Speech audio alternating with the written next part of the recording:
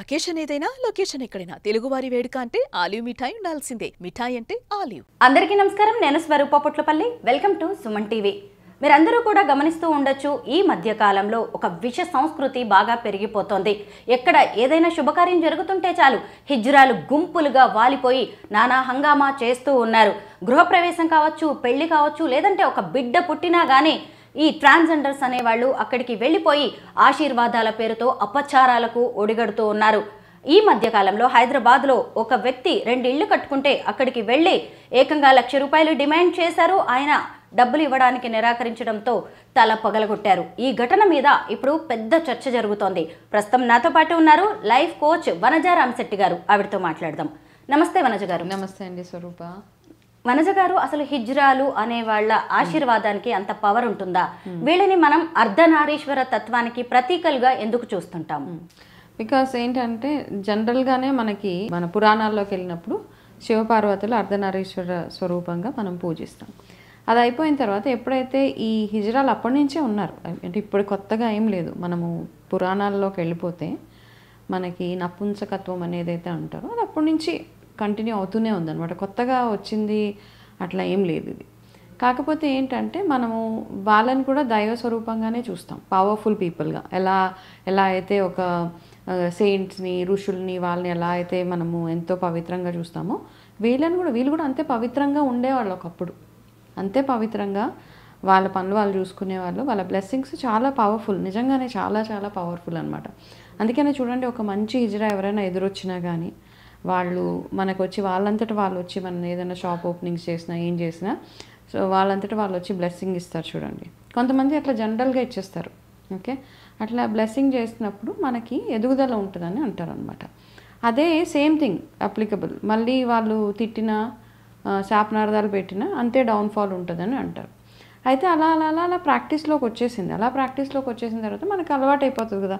Okay, హిజ్రాలు వస్తే బాగుండు అంటే సడన్గా అపియర్ అవుతే మనం ఏమంటాం, మనం ఏదైనా ఒక మంచి కార్యక్రమం చేసుకున్నప్పుడు ఫర్ ఎగ్జాంపుల్ కొబ్బరికాయ కొడితే కొబ్బరికాయలో పువ్వు వస్తే మనకు అబ్బా చాలా మంచిదని అనుకుంటాం. అలాగే మనం ఏదైనా ఒక పుణ్యకార్యం చేసుకుంటున్నప్పుడు సడన్గా అక్కడ ఒక హిజ్రా ఎవరో వచ్చి ఆశీర్వాదం ఇస్తే మనకి అది ఎంతో తృప్తినిస్తుంది. ఫస్ట్ ఆఫ్ ఆల్ అంటే భగవంతుడే పంపించాడని అనుకుంటాం అనమాట. అంటే వాళ్ళకి అంతే మర్యాద ఇచ్చేవాళ్ళం. అలా వచ్చి ఆశీర్వాదం ఇచ్చినప్పుడు మన సంతోషంగా మనం ఎంత ఇస్తామో అంత తీసుకుని వాళ్ళు ఇంకా ఎక్స్ట్రా అడిగేవాళ్ళు కాదు. ఇవంతా ఒక మంచి వాళ్ళ థాట్ ప్రాసెస్ అంతా చాలా బాగుంటుందండి. ఇప్పుడు వచ్చే చాలా ఫేక్ వాళ్ళు ఎవరైతే ఉన్నారో వాళ్ళు అసలు కాదు, చాలామంది ఇజ్రాయల్ కాదు, అట్లా డ్రెస్ అయిపోయి వచ్చేస్తున్నారు అంతే, మనీ మింటింగ్. ఎందుకంటే వాళ్ళని చూసి భయపడిపోతారు, వాళ్ళు మాట్లాడితే భయపడతారు. అంటే ఒక సైకలాజికల్గా ఒక ఫియర్ ఏర్పడిపోయింది ప్రతి ఒక్కరికి. వాళ్ళు వస్తారు, ఏదైనా చేస్తారు, గట్టిగా అరుస్తారు, వాళ్ళు ఏం చేయరు. వాళ్ళు మహా అయితే జస్ట్ ఒక క్లాప్స్ కొడతారు అంతే, అంతకు మించి ఏం చేయరు. ఇట్లా ఎవరైతే ఈ హారబుల్గా బిహేవ్ చేసే వాళ్ళు ఎవరైతే ఉన్నారో, చాలా వైలెంట్గా బిహేవ్ చేసే వాళ్ళు ఎవరైతే ఉన్నారో ప్రాబబ్లీ వాళ్ళు ఆ జెండర్కి చెందిన వాళ్ళు అయి ఉండరు నన్ను అడిగితే. అంటే వాళ్ళు ఏమంటున్నారు, వాళ్ళ కమ్యూనిటీ ఏదైతే ఉందో వాళ్ళు ఏమంటున్నారో వాళ్ళకే తెలవాలి. సో వాళ్ళని చూసి భయపడడం కంటే కూడా నార్మల్గా ఉండడం. ఓకే, అయితే ఈ భయం ఏమవుతుందంటే, భయం ఫీడ్ చేస్తుంది కదా మనని. ఆ భయంతో ఏమైపోతుందంటే ప్రతి ఒక్కరికి వాళ్ళు రాగానే, ఇప్పుడు మనీ ఎవరికి ఇష్టం ఉండదండి, లగ్జరీ కావాలి, వాళ్ళకు కూడా లగ్జరీస్ కావాలి, వాళ్ళకు కూడా ఫుడ్ కావాలి, వాళ్ళకు కూడా లగ్జరీగా బతకాలని అందరికీ ఉంటుంది. ఆ లగ్జరీ బ్రతికే ప్రాసెస్లో ఏమైపోతుందంటే ఇక్కడ ఒక ఈజీ మనీ తయారైపోతుంది. ఈజీ మనీ అంటే ఇట్లాంటి ప్లేసెస్కి గృహప్రవేశాలకు వెళ్ళినప్పుడు అయితే అక్కడ అర్థం చేసుకుంది ఏంటి అంటే, చాలామంది చాలా ఇబ్బంది పడే పెళ్ళిళ్ళు చేస్తారు పాపం. అదే అర్థం చేసుకోరు. చాలాసార్లు ఇట్లా అవుతుంది. మా విషయంలో కూడా మా ఇళ్ళలో ఎన్నోసార్లు అనమాట. యాక్చువల్గా ఒకసారి అయితే ఈ తలభాగాలు కొట్టడం ఇవన్నీ ఏంటంటే, నేను అప్పుడు జాబ్ చేసేటప్పుడు కొత్తగా ఆఫీస్ ఓపెన్ చేశారు మా ఆఫీస్ వాళ్ళు. ఆఫీస్ ఓపెన్ చేస్తే ఒక 21 మంది లిటరల్గా వాళ్ళకి ఇన్ఫర్మేషన్ వెళ్ళిపోతుంది, పలానా దగ్గర పలానా ఒక ఫంక్షన్ అవుతుంది అంటే, కానీ 21 మంది వచ్చారు అక్కడికి. ఇది ఎప్పుడండి, చాలా ఒక 16 ఇయర్స్ బ్యాక్ అనుకుంటా ఇది మొత్తం అయింది. వచ్చేసి అసలు ఎవరైతే చీఫ్ గెస్ట్ వచ్చారో ఆ చీఫ్ గెస్ట్ని లోపలికి ఎంటర్ కానివ్వరే. మేమేమో చీఫ్ గెస్ట్ కోసం ఆ కార్పెట్లు వేసి అవేసి ఇవేసి అస్సలు అక్కడ ఆ రోజు లిటరల్గా 51,000 రూపీస్ ఇచ్చేదాకా. అప్పుడేంటి, మా కార్పొరేట్ ఆఫీస్ ఢిల్లీలో ఉంటుంది, వాళ్ళకి ఫోన్ చేసి అక్కడ అప్రూవల్ తీసుకోవాలి. ఇట్లా డైరెక్ట్గా ఇచ్చేయలేము కదా, మా పాకెట్స్ నుంచి ఇవ్వలేము. కాబట్టి అక్కడికి ఫోన్ చేసి వాళ్ళు అప్రూవల్ ఇస్తే అప్పుడు వాళ్ళకి ఇస్తే అప్పుడు బ్లెస్సింగ్ చేసి ఆశీర్వాదం ఇచ్చి వెళ్ళిపోయారు వాళ్ళు. సో ఇట్లాంటివి చాలా సేమ్ థింగ్. ఇంకా పెళ్ళిళ్ళు అయ్యేటప్పుడు ఒక ఏంటి గుమ్మానికి ఒక తోరణం కట్టుకోవాలంటే భయం. ఈ మధ్య ఒక ఫేజ్ ఆఫ్ లైఫ్ అట్లా అయిపోయింది అనమాట. ఇప్పుడు లక్కీగా అపార్ట్మెంట్స్లో ఉంటాము, అపార్ట్మెంట్లో పెంట్ హౌస్లో ఉంటాం, సో నో ప్రాబ్లం. ఒకప్పుడు గ్రౌండ్ మీద ఇల్లు ఉన్నప్పుడు ఏదైనా చిన్న ఈవెంట్ జరిగినా, పెళ్ళిళ్ళ సీజన్ వచ్చినా, గృహప్రవేశాలైనా ఫస్ట్ వాళ్ళని హ్యాండిల్ చేయడానికి మనకి చాలా హారబుల్గా అయిపోతుంది. అంటే వాళ్ళు నిజమా ఫేకా అన్నది అయితే నాకైతే నిజంగా అర్థం కాదు. కాకపోతే వాళ్ళు అలా రెడీ అయి వచ్చేస్తారని నా ఉద్దేశం. నిజంగా జెన్యూన్ హిజ్రాస్ని చూస్తే మాత్రం చాలా బాగుంటారండి. వాళ్ళు వెల్ ఎడ్యుకేటెడ్ వాళ్ళు ఉన్నారు, అందులోనే డాక్టర్స్ ఉన్నారు చాలామంది. వాళ్ళు చాలా బాగా మాట్లాడతారు, వాళ్ళు స్పిరిచువల్గా ఉంటారు, వాళ్ళకి దైవభక్తి ఉంటుంది. వాళ్ళు ఎక్కువ ఏమీ అన్నారు, వాళ్ళకి ఎంత ఇస్తే అంతలో హ్యాపీగా ఫీల్ అయిపోయి వాళ్ళు వెళ్ళిపోతారు హ్యాపీగా. సదానందం గారు అని చెప్పి 2 ఇళ్ళు కట్టుకొని హిజ్రాల దాడిలో గాయపడ్డ సదానందం గారిని నేను ఇంటర్వ్యూ చేశాను. అసలు ఆయన రేజ్ చేసిన క్వశ్చన్స్కి ఆన్సర్ లేదండి. 92 లక్షలు నేను ఈఎంఐ కట్టుకోవాలి, అలాంటిది మరి వీళ్ళకి నేను అన్ని డబ్బులు ఎలా ఇస్తాను, అసలు ఎందుకు ఇవ్వాలి అంటున్నాడు. నిజమే కదా, ఏదైనా రిక్వెస్ట్ చేస్తే ఇస్తారు, భిక్షాటంలా అయితే ఇస్తారు, రౌడీయిజం చేస్తే ఎందుకు ఇవ్వాలి? ఇవ్వక్కర్లేదు. ఫస్ట్ థింగ్ ఏంటంటే వాళ్ళకు కూడా ఏంటంటే ఇప్పుడు అందరు భయపడిపోతున్నారు కాబట్టి భయపెట్టేస్తున్నారు, అదొకటి అయిపోయింది. ఇక్కడ వాళ్ళని చూడగానే అరుస్తారు, ఏదో చేసేస్తారు, ఇంకా ఒక్కొక్కసారి చాలా వల్గర్గా బిహేవ్ చేస్తారు, వాళ్ళ డ్రెస్ అంతా తీసేస్తూ ఉంటారు. ఇవన్నీ చూసి చూసి మనకు భయం వేస్తుంటుంది అనమాట. వాళ్ళకి ఎట్లా ఉన్నా మనకు కొంచెం ఆక్వర్డ్ సిచ్యువేషన్లోకి వచ్చేస్తాం మనం. వాళ్ళ తిట్లు, వాళ్ళు ఒక్కొక్కసారి శాపనార్థాలు, భయం వేసేస్తూ ఉంటుంది. ఒకవేళ తీరా వాళ్ళు తిట్టిన తర్వాత ఇంటికి వెళ్ళాక ఏదైనా మనకి ఏదైనా చిన్న ఇన్సిడెంట్ జరిగిపోయినా, అమ్మో వాళ్ళు అట్లా అన్నారు కాబట్టి, ప్లస్ ఆ కొత్త ఇంట్లోకి వెళ్ళినా, ఒక పెళ్లి చేసుకున్నా, ఇంకా మనకి లైఫ్ లాంగ్ అది బాదర్ చేస్తూనే ఉంటుంది. ఆ రోజు హిజ్రాలు మనకి శాపనార్థాలు చేశారు కదా అనేసి. సో నాకేమనిపిస్తుంది అంటే వాళ్ళకి ఇవ్వాలి అని రూల్ ఎక్కడ లేదండి, భయంతో ఇస్తున్నాం అంతే. రూల్ ఏదేమో గవర్నమెంట్ రూల్ కాదు కదా, వాళ్ళు వస్తే ఇవ్వాలి అనేసి. వాళ్ళు కూడా కొంచెం ఎథికల్గా ఉండాలి. పాప నేను ఎంత నేను అన్నాను కదండి, ఒక పెళ్ళికి ఒక 5 లక్షలు 10 లక్షలు అప్పు చేస్తారు. ఆ 10 లక్షలు 1 లక్ష రూపాయలు వీళ్ళకి ఇవ్వాలంటే ఎందుకు ఇవ్వాలి ఎవరైనా కానివ్వండి, అవునా? అసలు ఇవ్వక్కర్లేదు. ఆల్రెడీ ఇల్లు కట్టుకున్నా, పెళ్లి చేసినా బోల్డ్ అంత ఖర్చు ఉంటుంది. ఏ 100 200 లేకపోతే మహా అయితే ఒక 5000. సరే ఇంకా సరే మా సంతోషం కొద్ది ఒక 5000 ఇస్తాము, భోజనం పెడతాము, అది తీసుకొని మీరు హ్యాపీగా బ్లెస్ చేసి వెళ్ళిపోండి. అంటే ఈజీ మనీ రావాలి, మీరేదో లగ్జరీగా ఉండాలి అనేసి మిగతా అవతల మంచి పరిస్థితి ఎట్లా ఉందన్నది మీరు అర్థం చేసుకోకుండా అట్లా డిమాండ్ చేయడానికి లేదు అక్కడ. వాళ్ళు ఎవరైతే ఉన్నారో వాళ్ళ కమ్యూనిటీ వాళ్ళు ఉంటారు కదా, వాళ్ళల్లో కూడా కొంచెం లీడర్స్ వాళ్ళు వీళ్ళు ఉంటారు కాబట్టి వాళ్ళు ఇది టేకప్ చేసి ఇట్లాంటివి రాకుండా. ఇప్పుడు వాళ్ళ కమ్యూనిటీ చాలా స్ట్రాంగ్ అండి, వాళ్ళకి మీటింగ్స్ జరుగుతాయి, కానీ ఫోన్ కంటే కూడా ఫాస్ట్గా వాళ్ళ ఇన్ఫర్మేషన్ వెళ్ళిపోతుంది. అది కూడా ఉంది, వాళ్ళకి రకరకాల సిగ్నల్స్ ఉంటాయి, వాళ్ళకి అంత బ్యూటిఫుల్గా అన్నీ ఉన్నాయి కాబట్టి. అండ్ ఈ మధ్య కాలంలో చూస్తూ ఉంటే గవర్నమెంట్ కూడా వాళ్ళకి అన్ని రకాలుగా ఫెసిలిటీస్ ఇస్తుంది కదా.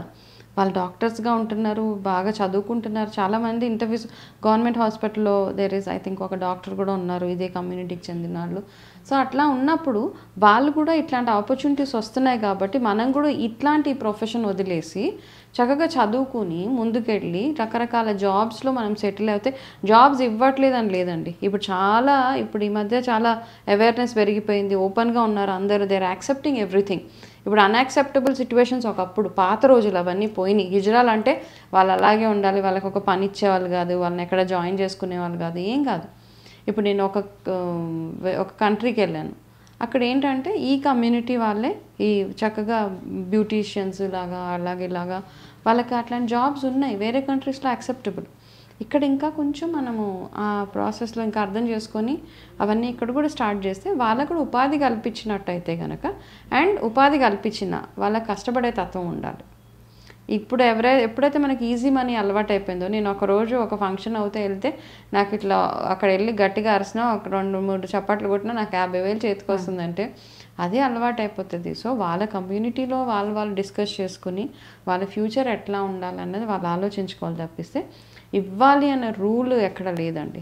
నేను ఈ ఇన్సిడెంట్ని బేస్ చేసుకొని 2 ట్రాన్స్జెండర్స్ యాక్టివిస్టులు అలాగే లీడర్స్తో కూడా ఇంటర్వ్యూ చేశాను, రచన, లైలా. వాళ్ళైతే ఇంటర్వ్యూలోనే తప్పైంది క్షమించండి అని చెప్పేసి చెప్పారు. అయితే ఈ ఒక్క ఇన్సిడెంట్ని బేస్ చేసుకొని మా కమ్యూనిటీ మొత్తాన్ని కూడా నెగిటివ్గా చూడొద్దు, మేము గూండాలం కాదు అని కూడా చెప్పుకొచ్చారు. అయితే ఈ సందర్భంగా మనం ఒక విషయం మాత్రం మాట్లాడాలి వనజ గారు. అసలు వీళ్ళు ఎందుకు ఇలా తయారవుతున్నారు? పేరెంట్స్ అనేవాళ్ళు ముందు నుంచి సరే వాళ్ళ పిల్లల్లో వస్తున్న మార్పుల్ని గమనించి వాటిని యాక్సెప్ట్ చేయగలిగితే సొసైటీకి ఈరోజు ఇంత హార్మ్ఫుల్గా వీళ్ళు తయారయ్యే అవకాశం లేదు కదా.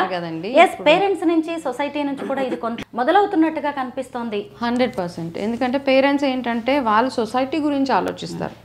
ఆలోచించాల్సింది ఏంటంటే నీ కడుపును పెట్టిన బిడ్డలు వాళ్ళు కదా, వాళ్ళకి ఇట్స్ ఓకే. ఏమవుతుందండి, వాళ్ళు మనుషులు కదా, అంత డిజోన్ చేసేసి ఏదో వాళ్ళకి ఏంటంటే మేము ఏదో పాపం చేసేస్తే మాకు ఇట్లా పుట్టారు, అది పాపం పుణ్యానికి సంబంధమే లేదు. ఇట్స్ ఆల్ సైన్స్ అంతే. వాళ్ళు అట్లా పుట్టారు. సో ఎవరు రెస్పాన్సిబుల్ కాదు. ఇప్పుడు స్పిరిచువల్ సైన్సెస్లోకి వెళ్తే అది ఒక డిఫరెంట్ యాంగిల్లోకి వెళ్ళిపోతాం. మామూలుగా జస్ట్ సైంటిఫికల్గా చూసుకుంటే పేరెంట్స్ అన్నవాళ్ళు ఓకే ఎట్లానన్నా పుట్టనివ్వండి. చాలామంది ఉన్నారు, మనము కొన్ని ప్రోగ్రామ్స్ చూస్తూ ఉంటాను, పేరెంట్స్ యాక్సెప్ట్ చేసేస్తారు.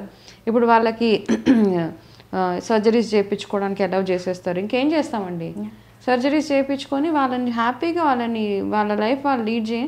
పేరెంట్స్కి వాళ్ళు కూడా సపోర్ట్గా ఉంటారు. పేరెంట్స్కి మేబీ మ్యారేజ్ చేసుకోరేమో, అంతకుమించి ఏముంటుంది. కాబట్టి వాళ్ళ ఒక మంచి హ్యాపీ లైఫ్ వాళ్ళు లీడ్ చేయడానికి ఒక ఛాన్స్ ఇవ్వాలి. అట్లా ఒకవేళ మీ పిల్లలు పుడితే మార్పులు కనిపించినాయి అనుకోండి, ఓకే యాక్సెప్ట్ చేయడం నేర్చుకోవాలి. మనం ఎందుకంటే డిజోన్ చేసేస్తాం. మనము పెట్స్ని వాటిని ఎంత ప్రేమగా పెంచుకుంటాము, మన కడుపును పుట్టిన పిల్లల్ని ఎందుకు వదిలేసుకుంటాం? ఏదో ఒక అవకరంతో పుట్టిన పిల్లల్ని వదిలేస్తున్నామా? డాక్టర్ల చుట్టూ తిప్పట్లేదా? హాస్పిటల్స్ చుట్టూ తిప్పట్లేదా? ఈ మైండ్ సెట్ నుంచి బయటకు వచ్చేయాలండి. ట్రాన్స్జెండర్ లాగా పుట్టారు, ఏదో పాపం చేసేస్తాం, నలుగురు సొసైటీ. ఇప్పుడైతే సొసైటీలో ఎవరికి టైమే లేదు అసలు, ఎవరు ఎట్లా ఉన్నా అనవసరం. అండ్ ఈ మధ్య మీరు ఇన్స్టాగ్రామ్లో ఫాలో అవుతూ ఉంటే ఒక ఇన్ఫ్లుయెన్సర్ మేల్లా ఉంటాడు, but voice like super sweet female voice ఉంటుంది. ఎయిర్ హాస్టెస్కి వాయిస్ ఓవర్స్ ఇస్తూ ఉంటాడు అనమాట. అసలు ఆ వాయిస్ వింటే, మనం కళ్ళు మూసుకొని వింటే ఒక మెస్మరైజింగ్ వాయిస్లా ఉంటుంది అనమాట. మీరు అబ్బాయి అని ఏ మూల తన స్టోరీ అంతా చెప్పాడు. నన్ను చాలామంది, నేను డిబేట్స్కి వాటికి వెళ్తే చాలా ఎక్కిరిచ్చేవాళ్ళు నన్ను. తర్వాత ఇదే నా స్ట్రాంగ్ పాయింట్ అయిపోయింది. ఎగ్జాక్ట్లీ నా వాయిసే ఇప్పుడు నాకు పెద్ద బ్లెస్సింగ్ యాక్చువల్గా. నేను ఎవరైనా కళ్ళు మూసుకొని నా మాట వింటే వాళ్ళకి ఒక దీంట్లోకి వెళ్ళిపోతారనమాట, ఒక మంచి ఫీలింగ్. ఆ వాయిసే అంత మెస్పరైజింగ్గా ఉంటుంది. సో అట్లా ఈ మధ్య చాలామంది వాళ్ళకు వచ్చిన దాంట్లో వాళ్ళకు వచ్చిన స్కిల్ ఏదైతే ఉంటుందో దాన్ని ప్రజెంట్ చేసి వాళ్ళు సంపాదించుకుంటున్నారు. ఇన్ఫ్లుయెన్సర్స్గా ఉన్నారు, చాలామంది డాన్సర్స్గా ఉన్నారు, డాన్సర్స్ నేర్పిస్తూ ఉంటారు, చాలామంది పార్లర్స్లో వాటిలో అసిస్టెంట్గా వెళ్తున్నారు. సో అట్లాంటి జాబ్స్ చూసుకుంటే ఇచ్చేవాళ్ళు కూడా ఓపెన్గా ఉన్నారు. ఐ థింక్ అట్లాంటివన్నీ ఎక్స్ప్లోర్ చేసి ఇలాంటి ఒకరిని బాధ పెట్టి ఇబ్బంది పెట్టి అక్కడ ఫిజికల్గా హార్మ్ చేశారు. రెండోది పాపం అప్పు చేసి చేస్తూ ఉంటారు పెళ్ళిళ్ళు. వాళ్ళు అర్థం చేసుకోవాల్సింది ఏంటంటే, పెళ్లి చేసినా ఇల్లు కట్టుకున్నా చాలా వెనకాల చాలా ప్రాసెస్ ఉంటుంది. అప్పు చేసేస్తాం. ఆ 10,000 1,000 చాలా అవసరం మనకి కదా. 1,00,000 రూపాయలు అంటే ఆ మనిషి ఒక 1 year ఇన్సూరెన్స్ తీసుకుంటారో, లేకపోతే ఇంకా మెడికల్ ఎమర్జెన్సీకో దేనికో ఒక దానికి పెట్టుకుంటాడు. అవి మనం తీసుకెళ్ళి బ్లో చేసేసి అవగొట్టేస్తే ఎట్లా? గృహప్రవేశం సందర్భంగా 1,00,000 రూపాయలు డిమాండ్ చేసి ఇవ్వకపోవడంతో దాడి ఘటన అనేది ఇప్పుడు అనేక ప్రశ్నలు రేకెత్తిస్తోంది. ముఖ్యంగా ఈ సందర్భంగా కొంతమంది తల్లిదండ్రులు కూడా గమనించాలి. తమ పిల్లల్లో ఏమైనా మార్పులు వస్తున్నప్పుడు వాటిని యాక్సెప్ట్ చేయడానికి ప్రయత్నించండి. లేదు అంటే చూసారు కదా, మీ పిల్లలే కావచ్చు హిజ్రాలుగా మారిపోయి ఇప్పుడు సంఘ విద్రోహ శక్తులుగా కూడా మారే అవకాశం కనిపిస్తోంది. అలా కాకుండా మన పిల్లల్ని మనం దగ్గరికి తీసుకుంటే వాళ్ళు రేపు సమాజానికి ఉపయోగపడే పౌరులుగా కూడా తయారయ్యే అవకాశం ఉంటుంది. Thank you so much Vanaja గారు. వెల్కమ్ అండి.